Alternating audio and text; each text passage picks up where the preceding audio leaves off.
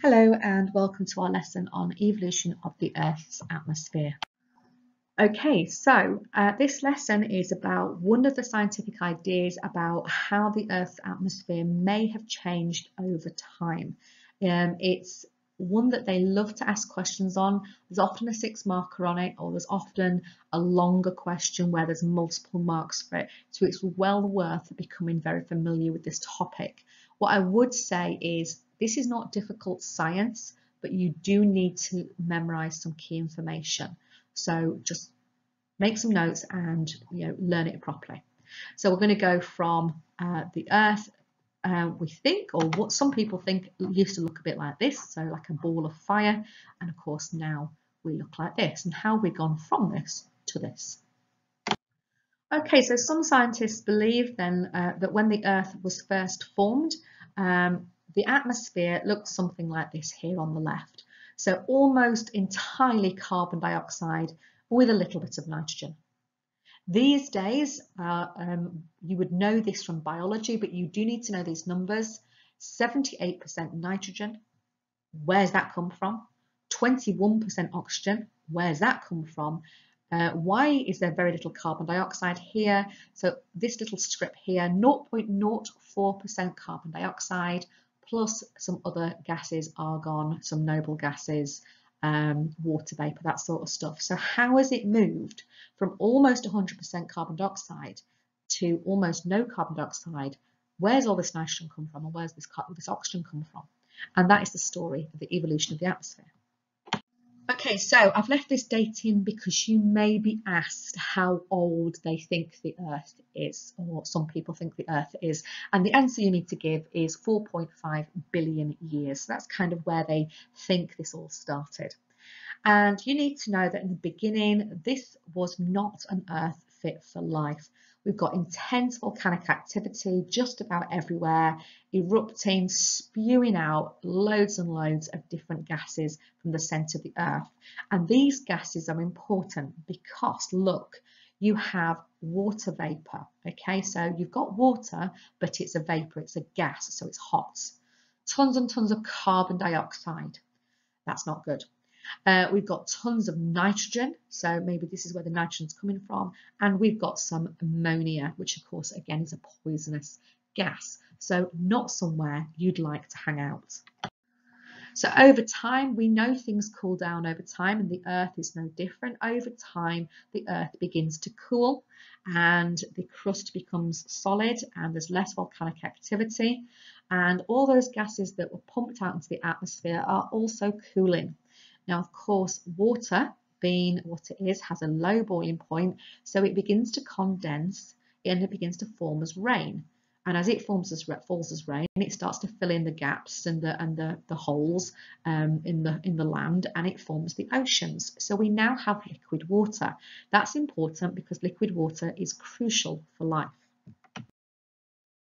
So carbon dioxide has been pumped into the atmosphere as well with these volcanoes, but over time, carbon dioxide dissolves into some of the ocean water. So water that's now a liquid and formed the oceans, carbon dioxide is able to react and dissolve into the oceans, where it's then used as a mineral precipitate, so it becomes a mineral, and it's absorbed by ocean life, which is also starting to evolve. So this is kind of a bit later on, and it's eventually turned into sedimentary rocks such as limestone and chalk.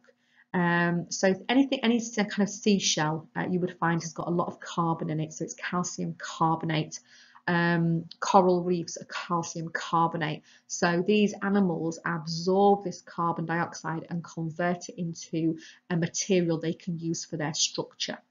Now this is important because this carbon dioxide was in the atmosphere and now it's trapped inside the sedimentary rocks, it's trapped inside limestone and chalk. It's no longer in the atmosphere, and that's important. It's one of the reasons why the carbon dioxide levels went down, because it's now, not only did it go in the oceans, it didn't leave the ocean. Okay, next then we've got this breakthrough 2.7 billion years ago. I'm not convinced you need to know that date, but I've left it in anyway just in case. But the point is, I mean, you're talking what, 2.3 billion years later? No, it's more than that. years later, you have got, this is a long time later, you have now got photosynthetic algae. Algae is the green stuff that forms on ponds and lakes when it's not flowing properly. But the key point is they're green, they're photosynthetic, they will photosynthesize. Now, this is crucial because if you are answering a question on this topic and you don't talk about photosynthesis, you're probably not answering the question correctly, because photosynthesis, I've written it in the blue box down there, is the tipping point. Look at the equation. Photosynthesis is when carbon dioxide is absorbed. Where's it coming from? It was in the atmosphere. It's going into the algae. It's going to go into plants as they evolve too. And it's making, what is it making? It's making oxygen. Now, we didn't have any oxygen in the beginning. We now have oxygen. That is the second thing we need for life. So we have the carbon dioxide going down, and we have the oxygen going up. And so this point here is a tipping point for life on Earth. So then after the algae, we have plants, okay, more complex plants coming into being. And the story is, or the thought process is, then over the next billion years or so, plants are evolving and they are doing photosynthesis. They're removing carbon dioxide from the atmosphere, and it's being made into oxygen. So your carbon dioxide levels are going down and your oxygen levels are going up. Now, again, you might be asked about why carbon dioxide decreased. We've already talked about it being trapped in the limestone. We've already talked about photosynthesis and plants absorbing it. And the third reason carbon dioxide went down and didn't go back up again, because of course, when plants die, they would release that carbon back into the atmosphere through decomposition. But some plants, and a great deal of plants, were turned into fossil fuels. So coal is dead plants that don't decompose, they turn into coal. And then dead sea animals, again, they haven't decomposed, they turn into oil and gas. And so some of that carbon dioxide that was originally absorbed by the plants and the animals is now trapped as fossil fuels, as they are transformed into coal, oil and gas. So that carbon didn't go back into the atmosphere when they decomposed, it got trapped in the rock record again, this time as coal, oil and gas rather than limestone. So this is why the carbon dioxide is going down, trapped in limestone, trapped in fossil fuels, absorbed by photosynthesis. And this is where we end up then. We end up with this oxygen coming in through photosynthesis.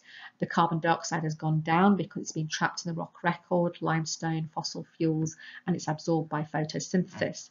So the nitrogen, where does all this nitrogen come from? Well, there's a couple of reasons. First of all, nitrogen is extremely unreactive unless at high temperatures, and we're not talking high temperatures now, the Earth is cooled. So ammonia that was released from the volcanoes originally decomposes, it breaks down into water and nitrogen in the atmosphere. So obviously the water then falls as rain and you end up with nitrogen, and nitrogen stays up there because it's unreactive, it's not a liquid, it's a gas, it's not reacting with anything, so it just stops there. The other reason is bacteria, so that's the ammonia breaking down. Bacteria, as they decompose plants and as they decompose animal matter, they release nitrogen back into the soil or back into the atmosphere. And again, once it's in the atmosphere, it doesn't go anywhere because it's very unreactive.